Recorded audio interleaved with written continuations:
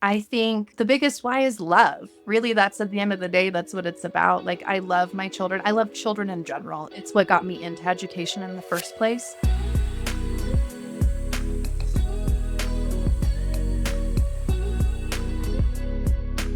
Welcome back to the OpenEd podcast. I'm your sometimes host, Ella Richmond, and today I'm joined by Keri Mae.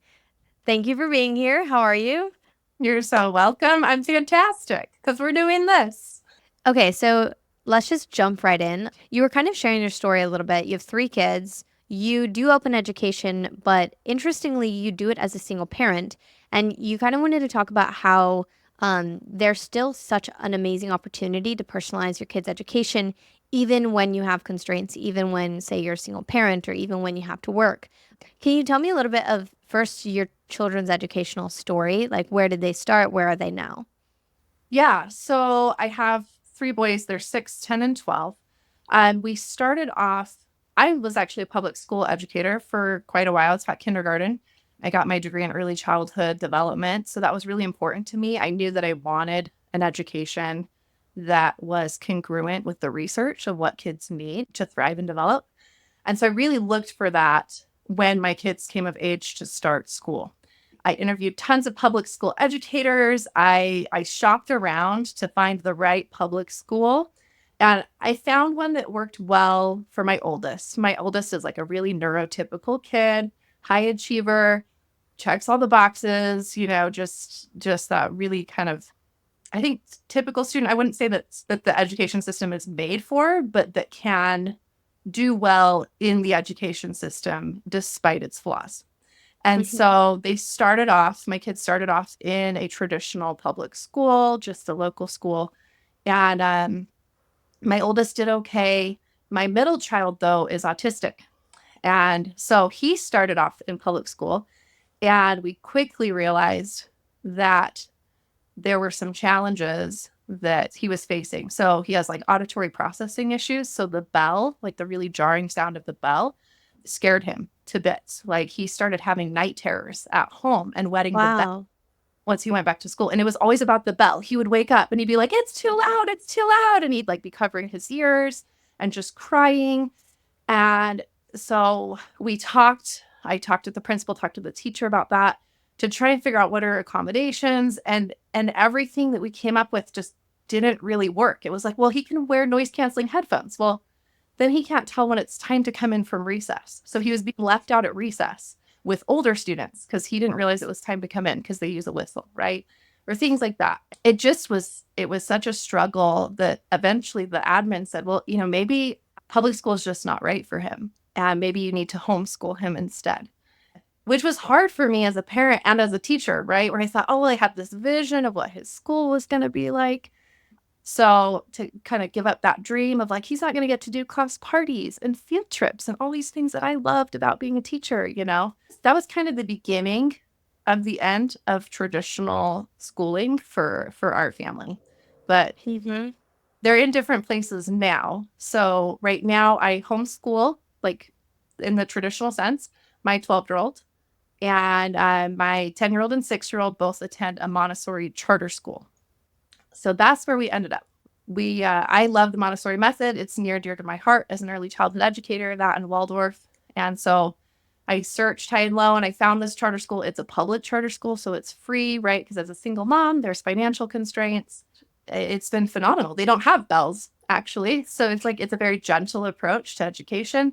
And it just wasn't even an issue. I came to that principal and I was just ready to like advocate for my son. As anyone who has kids with special needs understands, you do often have to be ready to really advocate hard for your kids. And I came to the principal when we first were looking into the school and just said, hey, here's the things I'm concerned about. What can you do to accommodate them? Do we need a 504 or an IEP? And she's like, actually, all of these things on your list won't even be an issue because Wow. we don't run our school that way. So he's not going to run into those challenges. They have special slippers that they wear at school. So if he wants to be barefoot, he's allowed to. They don't have any bells at all. The teachers are out there and gently reminding them, and they come gather them in at the same time. And it's just a different flow to the school day, that all of the problems we had previously were just gone because of the way they ran their school. Wow. So, how did you decide to actually traditionally homeschool your 12-year-old, and why did you make that decision? Yeah, that's a great question. So, during the pandemic, a lot of people pulled kids, right? I'd been considering homeschooling for years, but because I was working full time, I just had in my head like it's impossible, right? There's no way I could do it. I have to work. I had a lot of friends that did traditionally homeschool, right? So they were stay-at-home parents, so they had that time and availability because I used to be a stay-at-home parent and just focused on the unpaid labor, but it is a different dynamic, not that one's easier or harder than the other. They both have their challenges, right? And their unique challenges. But once I had paid labor in addition to unpaid labor, it was a lot more challenging and I just thought it was out of reach for me. But then when the pandemic hit, I was kind of forced into like, well, we got to figure it out because now my autistic son, who thrives on consistency and schedules, suddenly doesn't have any consistency. School was like, yes, you have school today. No, you don't have school today. And we find out the morning of, and we never knew what the next day was going to bring. And it was really funny moment actually where they were in a Zoom class. He was in kindergarten and they pulled up, the teacher's going through like, B says what? And everybody's like, bah, bah, bah, bear, and they're writing it on their whiteboards. And my son at the time, he was in kindergarten, so he's obviously not 10 then, but he was really academically advanced, which can happen sometimes, right? With children with autism, you might see them be really advanced in a certain area. So he's writing full sentences on his whiteboard. And this was kind of an embarrassing moment for me as a mom, but he writes in full sentences, "You are all stupid," period. And he goes to like hold it up because he was so frustrated with like, why are we sitting here on Zoom talking about the letters? I already know how to read. I already know how to write. I've got perfect punctuation and capitalization. I could just tell he was like, he was done. He was so done with school. And I caught him just in time. I was like, no, put it down. So never held that whiteboard up. But that was the turning point for me where I was like, we're not doing this. I'm just gonna pull him from school and I'll teach him. And this is all stuff I can handle. So we spent that year, big year during the pandemic of just me homeschooling. And it was really, really hard because I was working from home and trying to homeschool the kids. But it planted a seed for me to go, oh, okay, there are actually other resources. And I started connecting with other parents that homeschool. And I think so it was more like I was forced to do it. And so then I realized, oh, outside of a pandemic, when the museums or Mm-hmm. when these in-person classes can take place, there are actually options available to me that I could potentially make this work. I worked for OpenEd, formerly my Tech High for 3 years. And so I knew the programs that other parents were using. I was really connected and I was a homeroom teacher for many years with those parents that heard about the things they were doing. And so the more I learned, the more I realized this is actually accessible to me. It's going to take some creativity, Mm-hmm.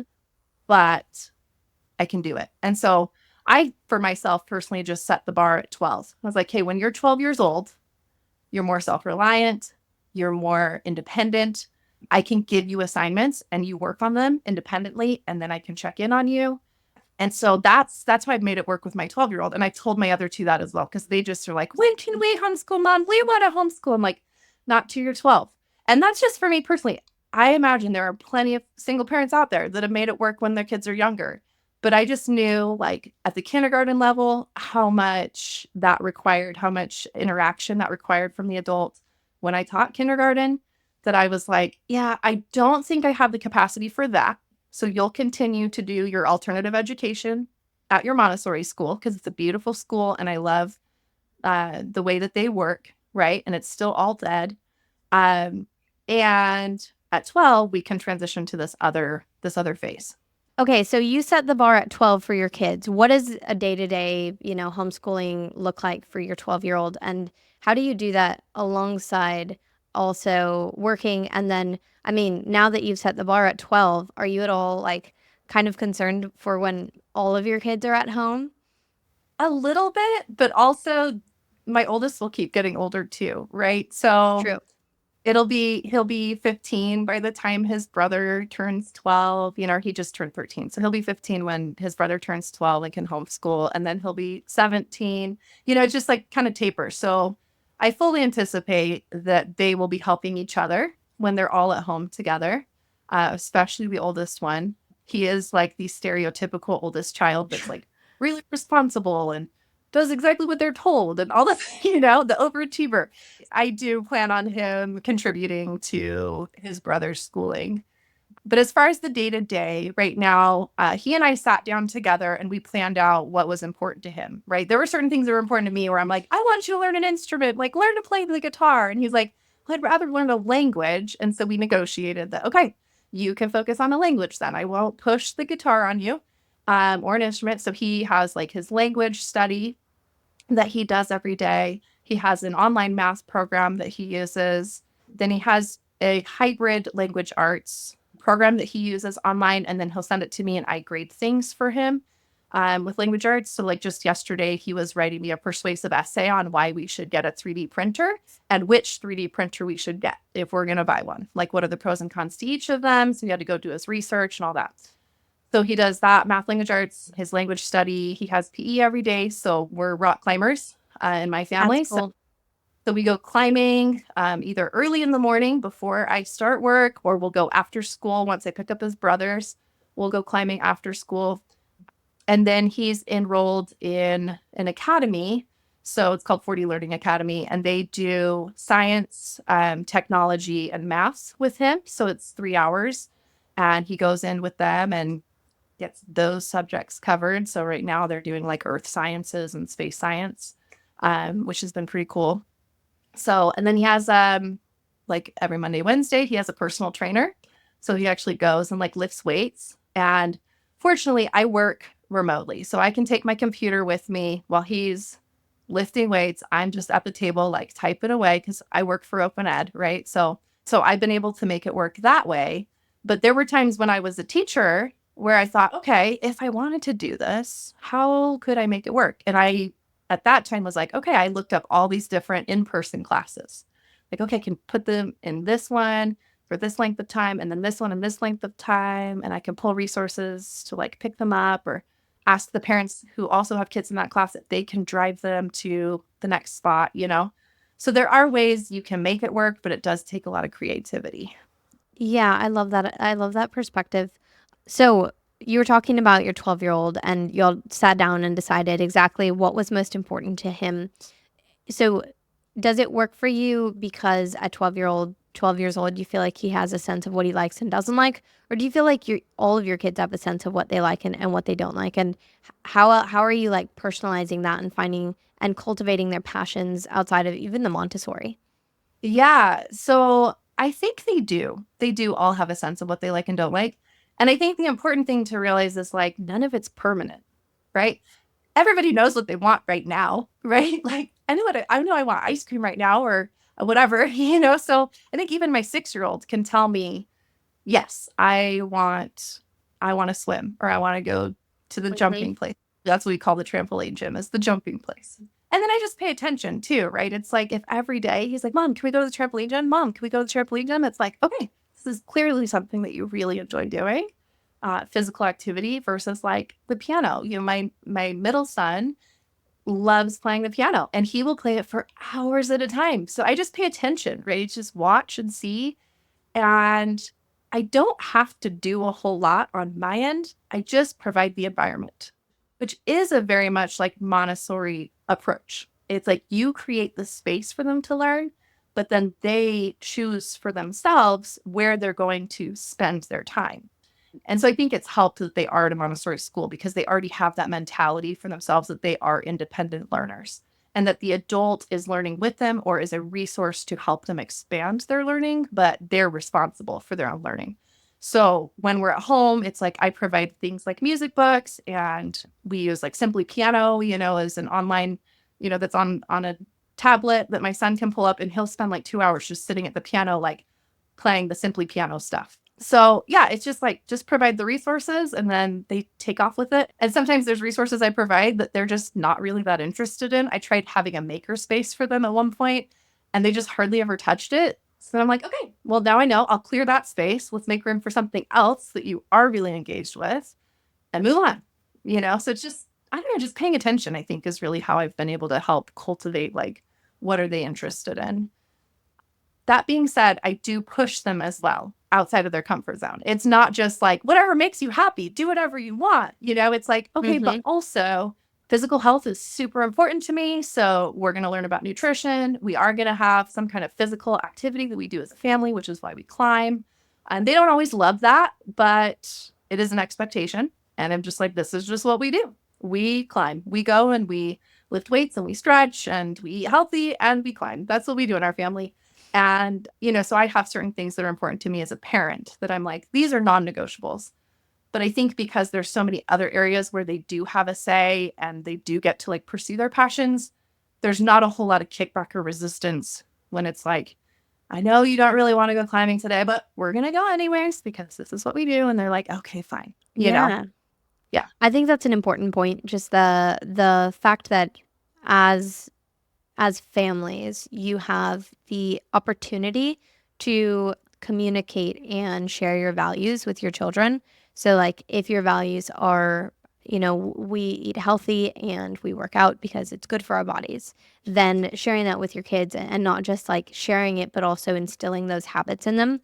That's something I've always been so grateful for my parents is they built my taste for those things. So like over time, whenever I went off to college or like whenever I grew up and left, there were periods whenever I didn't, eat well, or there were periods when I didn't exercise a ton, but a part of me craved it just because it was a part of who I was. It was a part of, the things that I had gotten so used to. And if you can do that where you like align your kids to what is good, I think that's a really, really important thing for parents and families to do. Out of curiosity, did you have challenges with your 12-year-old? Like, was he wanting to stay at home? And has he faced any challenges in this like transitionary period where he's, going from public school to then COVID school to then homeschool and now doing a lot on his own?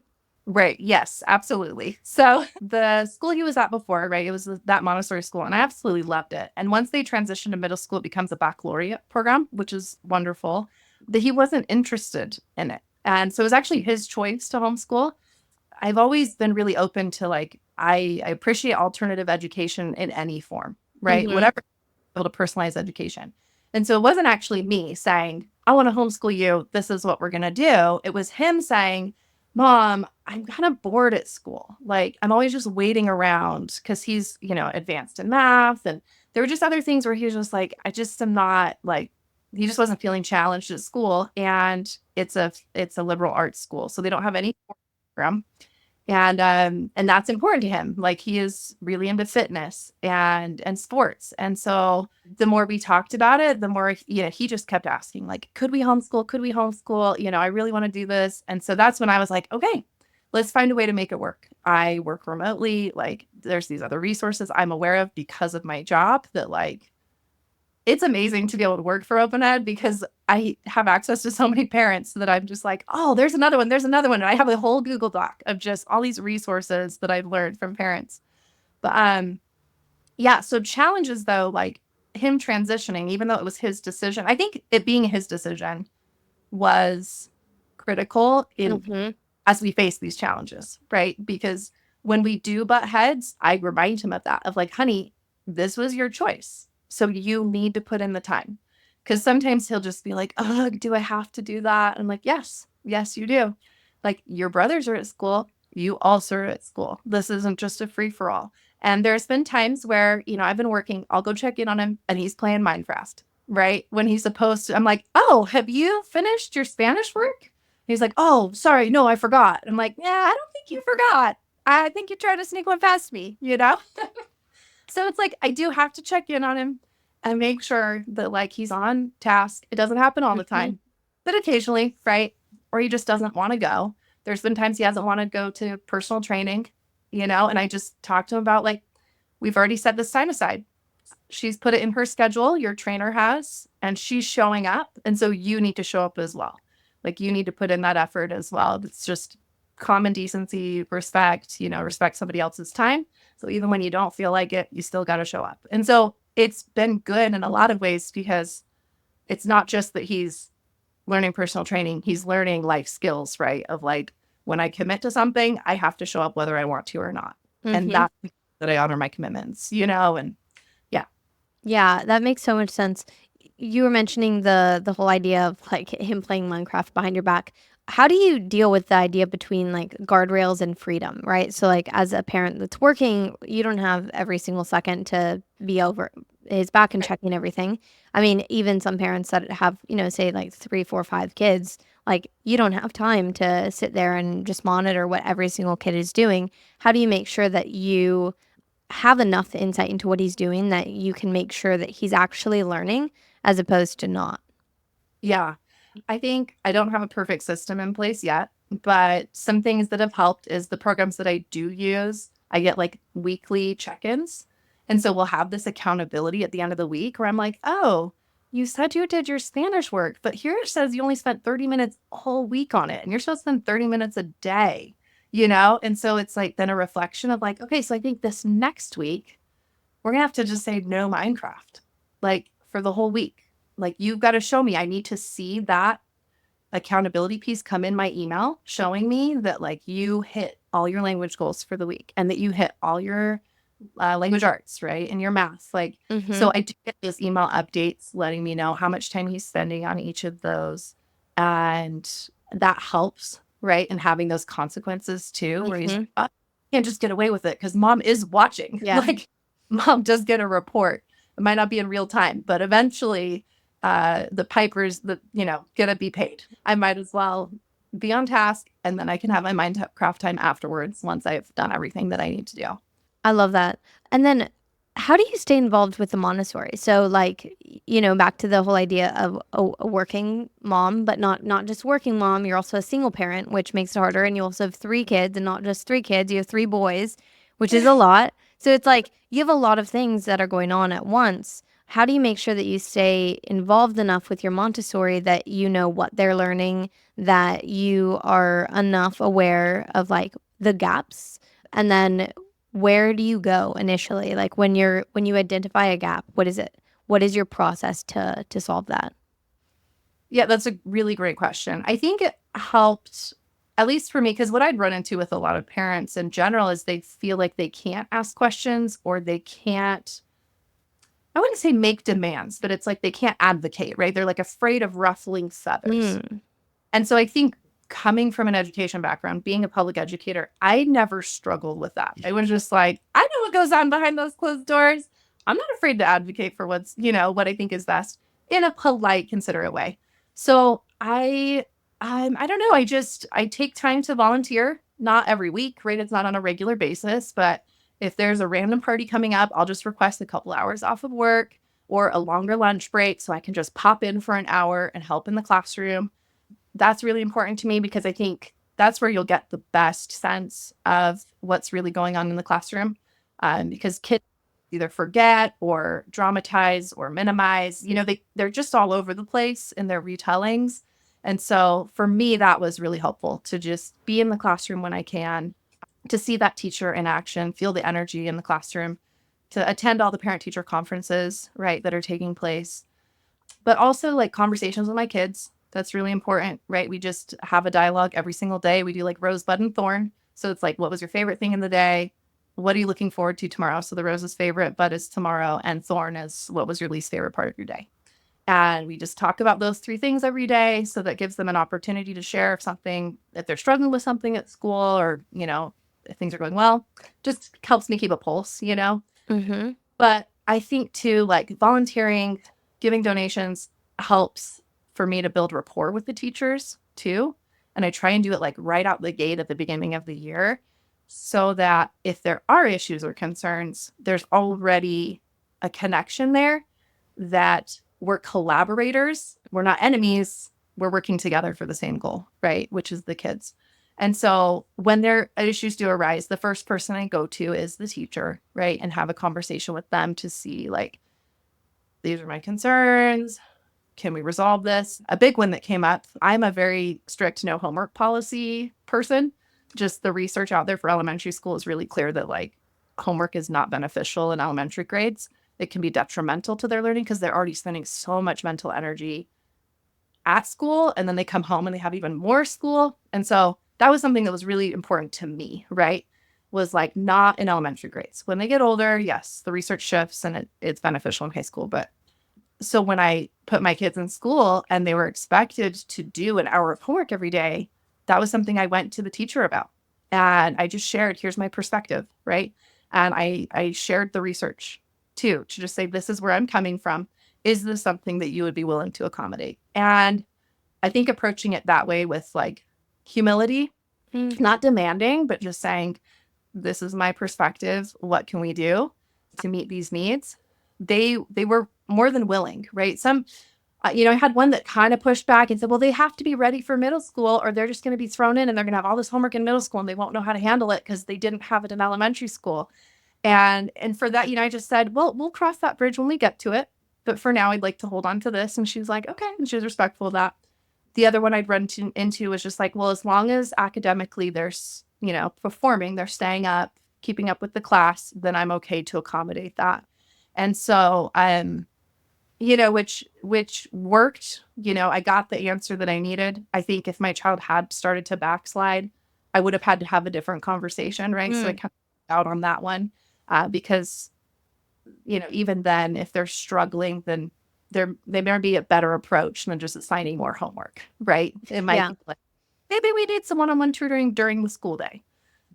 But it was important for me to protect that time that we had together because I was working and I didn't see them all day. And then they'd come home and it was like, but I want to go climbing with you. We have chores to do, around our home, these other life skills that I'm trying to teach you. And we want to read books together. And I have my kids help me cook dinner every night. Like it's a collaborative team event whenever we make dinner. And so there were just things that I'm like, yeah, no, when they come home from school, school's done. We've got other things that they need to learn. So yeah, just kind of advocating for what was important to me or is, I still have to do that each year with the new teacher. I just have that conversation of we're a no homework family. I love that. Can you explain to me, like, what do schools argue is the point of homework? I think a lot of teachers think it's just like practice makes perfect, right? Like the more practice, the better. And so we'll just practice each other to death, kind of a thing, right? It's like if they're struggling, then just give them more practice and that will solve the struggle or that will make them more proficient. And obviously, practice does help people improve in certain skills, but moderation in all things. And our brains do need breaks. If you have an 8-hour workday, and then you're going home and doing a lot of unpaid work on top of that, it wears on you. And little kids, they need to move their bodies and they need to decompress and have unstructured playtime and all these other things that, yeah, I don't know. I just not something that I've ever really agreed with. Even as a teacher, I had like a strict no homework policy. Like read with your kids. There's great research that shows reading with your children is beneficial. But outside of that, What got you started feeling like that or believing that? I think my time in college, like university, right? I'd read the research. It's, my degree was in child development. And so it focused on like prenatal up until age 8 was the area that I focused my research in. And so I just saw what the research was saying about what kids need and how kids learn best. And typically homework also, this is the other side of it that's a struggle is a lot of times it's a worksheet, which is one of the worst ways to learn. It's like, they need to be hands-on. They need to be moving. They need to be emotionally engaged, right? For it to solidify in their brains. And so it wasn't just that it was homework taking away from our time. It was also the method of learning. And so I did share that with one of the teachers for my middle son. I just said, if it comes to a point where he needs help, I totally understand, but I would rather do things on my end rather than this particular worksheet. I have things we could do where we're like playing fly swatter games or like writing with shaving cream on the table, and things like that, rather than like sitting down and just doing pencil work the whole time. I think that's a really valuable point because I never questioned that whenever I went through school, the amount of homework that I had, or even something that's really fascinating is like you don't question the fact that you're at school for 7+ hours of the day. Like that's not something that we ask, like, why is that specifically the exact amount of time that we need to be at school? And I was talking to a couple of parents who were saying that like they're able to get their schoolwork done in like 4 hours. And just the idea of what else could your kids do with that time, right? Like one interesting thing, my youngest brother, so he was very much like your son, where he's ahead of a lot of things. He was incredible at math. And so he'd just sit in his classroom and he'd be bored. And his teacher would give him extra problems or like assign more things to him because she's like, I don't know what to do with you. But then afterwards, my dad ended up for high school putting him into an alternative kind of a school. And so Mhm. he has a lot of freedom. So now he finishes all of his work and then he goes and he learns about engineering because he's super passionate about that. And like he builds with his 3D printer, or he builds, he has his own workshop that he built by himself. And so Oh, like wow. he builds his own stuff. The other day he was taking apart a drone, and it's like the fact that he can do all of those Yeah. things is absolutely incredible. And the fact that like I'd be intrigued to see, I think there's probably an adjustment period. Like if you give kids back their time, like what do they do with it?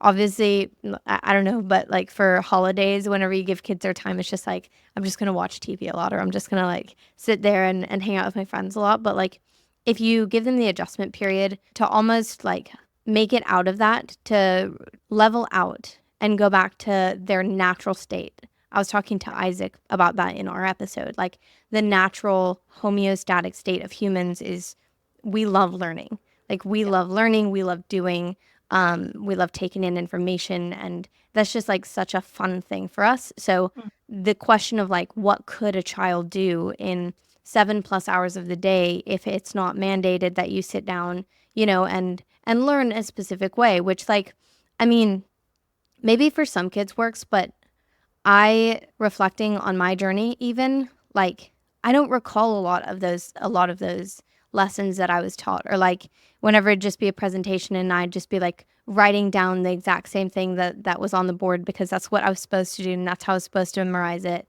but I wasn't actually connecting any dots. Yeah, it's a really interesting thing. Yeah, there are so many things like that that I mean, I've got a first grader now. This is gonna make me sound so ridiculous, but he came home and he was telling me about the 5 oceans, right? And he's like, "Mom, there's 5 oceans, and let me tell you the names." And we were trying to remember what the names were, and I was just like, "I got Pacific and Atlantic." And then I'm like, "What are the other names?" And we're like trying to remember. And then I'm sitting there and I'm like, "This is really sad. I don't remember this like really basic information that my first grader is learning." But there's so many things that honestly we don't really even need to learn, right? Like I did calculus. I've never used it since taking calculus. I became a kindergarten teacher, it just wasn't applicable because that's not the trade I went into. And how much is required, that genuinely kids will never use again if Mm-hmm. it's not required for their trade.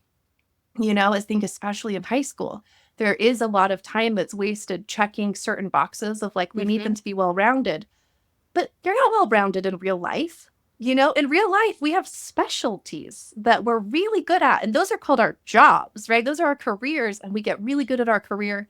And then a lot of the other stuff, we just hire out to the other people that specialize in that thing. Mm-hmm. So why are we requiring our high schoolers to be so well rounded when, like, why not let them go deep in engineering, right? Or whatever it is that I really like to, as much as possible, make it like the real world, prepare them Mm-hmm. for adulthood.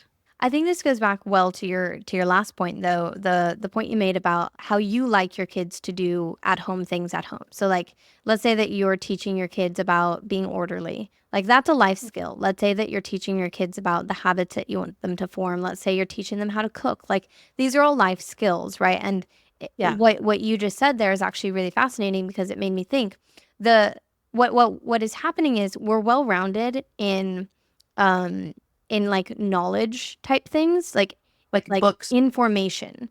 Yeah. Yeah. And we're not well-rounded in life things. And Right. that's the problem, is that like kids actually need to be well-rounded in life things. So, can you do your finances? Can you keep a budget? Can you like maintain habits? Are you disciplined? Like, can you change a basic filter for your AC, like basic things that for children and just humans, successful human adults, to be well-rounded in them, it's incredibly important.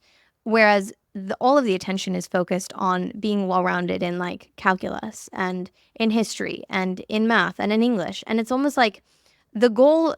So this is actually also interesting. It's like the goal is to make us well-rounded in information. But what's also interesting is humans don't learn that way, not just through books, right? So I was reading this one book. I can't remember what it was about, but or what it was called, but it was about basically how they do standardized testing and how standardized tests are not as efficient, or basically standardized tests are not as efficient always because when students are answering questions, right? What helps is not the information that they've learned from a classroom, but context that they have from the world. So, like, let's say that there is a section on, let's go back to the oceans. Like, let's say that there's a section on the 5 oceans of the world.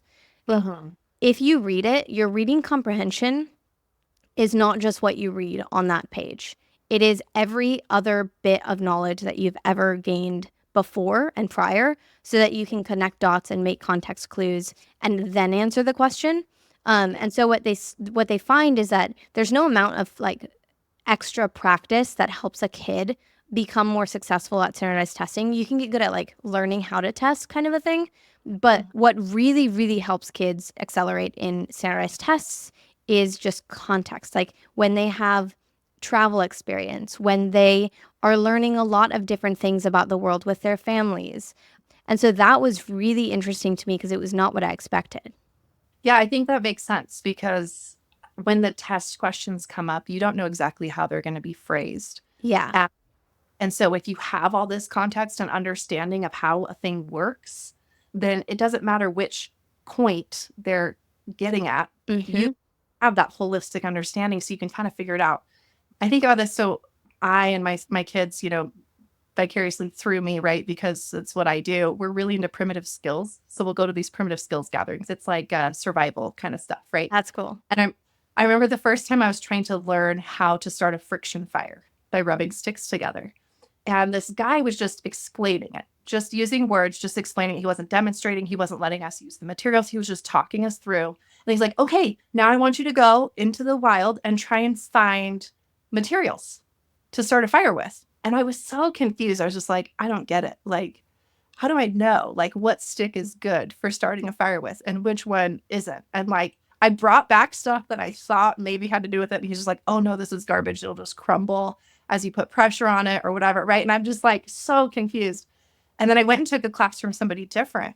And they let us like touch the materials. We got in there and they demonstrated. And then they had us just experiment with it, right? Just see what happens when you rub these things together. See what it does, how it creates a polish on there, and how you got to get that off so you can have some friction. And it was just like through the experience, I suddenly was like, oh, I understand. Now I don't need to memorize Mm-hmm. every type of wood that's good for starting fires.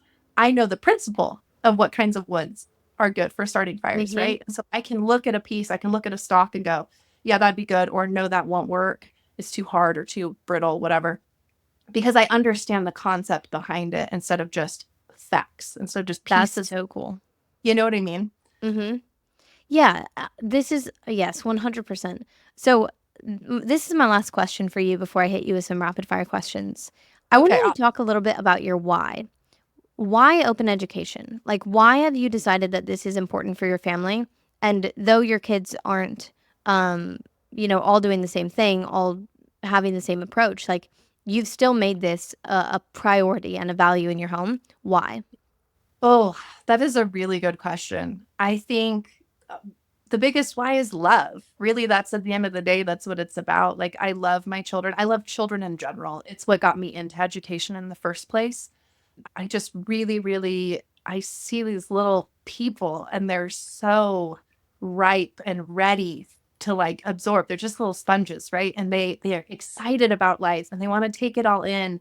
And it's like it's so heartbreaking to see that squashed, right? To Mhm. see a kid in kindergarten or first grade going, I hate school or I can't read or whatever. It's like, oh, you came in with such vibrancy and what happened? How did this happen?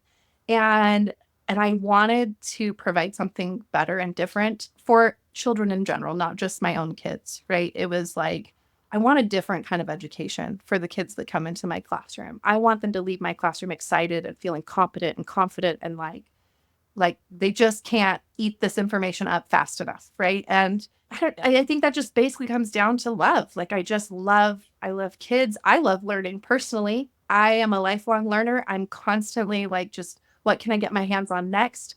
I want to know all the things. Like I have such an appetite for learning. And it's like whatever you love, you want to share, right? Mhm. So I think that's really the why, is like that's where it comes from, is like my own internal hunger for advancement and growth and learning and understanding the world and curiosity. But then yeah, like I love my kids and I wanted better for them. I didn't want them to get squashed. I didn't want them to feel any sort of way about themselves internally as a result of a system that doesn't work. You know what I mean? Like I didn't want them to internalize that they were the problem when it's actually the system around them that's the problem. I wanted to make sure that they had the opportunity to really like reach their full potential, I guess. I don't know. But yeah. Yeah, I would say love. I love that. Okay, so let me hit you with some rapid fire questions. Question number one: what is your favorite story of your kid just like lighting up or succeeding, or some highlight of your kids being able to do something cool because of and through open education? I would say my oldest. So he forged his own knife. I have a friend who's a blacksmith in that primitive skills community, and I got to take him. It was a Christmas gift. Got to take him, and we did that together. I'd already forged my own previously, so I knew the process. And just getting to watch him do that and be so confident. I mean, like forges are so dangerous, right? Like they're so hot, and if you bump it, if you grab the tool, a hot tool without the gloves, it's like it's a really it's a dangerous thing that you have to be ready for. And so to watch him take that on and be like just beaming with pride of like, I did that. Like I know how to handle hot tools and how to stick them in the fire without burning myself and how to pull them out and use these like giant awkward tongs and like hammer them like a like Gimli or something from Lord of the Rings, he's just like, yeah, like a dwarf, it was such a fun experience to get to see him just take so much pride in the creation of that and feel like so capable. I think that's another big thing in general in education. We like, or not in education, but in child rearing a lot of times. Um, and something I love about alternative education is that children are so much more capable than we think they are, and they can do so much more than we often require of them and ask of them. And they might appreciate it in the short term, right? It's like, oh, thank goodness mom didn't ask me to do the dishes because I'd much rather be sitting here right on the couch. But in the long run, they feel it. They feel incompetent, they feel incapable, and they feel unsafe in the world around them because they don't know how to navigate hard things. Mm-hmm.